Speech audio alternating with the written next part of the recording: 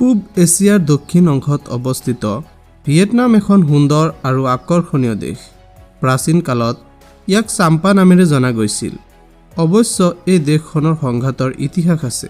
চীন, ফ্ৰান্স আৰু আমেৰিকাৰ দৰে দেশসমূহে দীৰ্ঘদিন ধৰি ইয়াক শাসন কৰিছিল।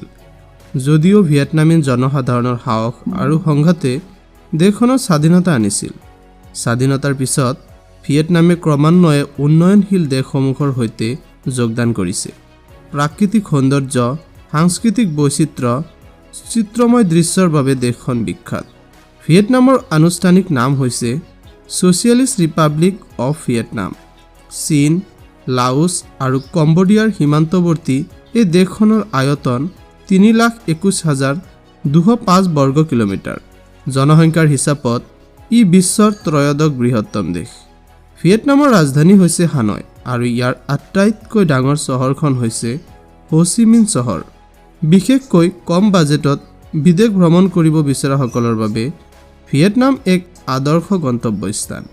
ইয়াৰ মুদ্ৰা হৈছে ভিয়েটনামী ডং, যাৰ মূল্য ভাৰতীয় টকাতকৈ বহুগুণ কম, যাৰ ফলত ভ্ৰমণ অধিক সুলভ হৈ পৰিছে।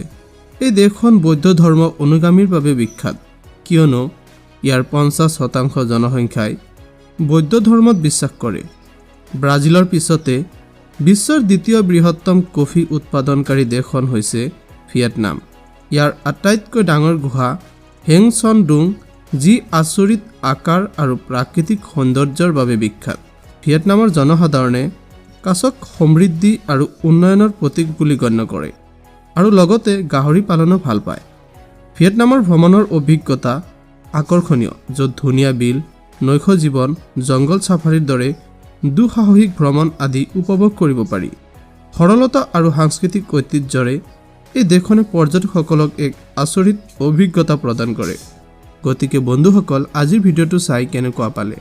যদি ভিডিঅ'টো ভাল লাগিছে তেন্তে চেনেলটো লাইক, শ্বেয়াৰ আৰু ছাবস্ক্ৰাইব কৰিবলৈ নাপাহৰিব, কাৰণ আমাৰ চেনেলটো হৈছে নতুন আৰু আপোনালোকৰ ছাপৰ্টে আমাৰ চেনেলটোক আগুৱাই লৈ যোৱাত সহায় কৰিব।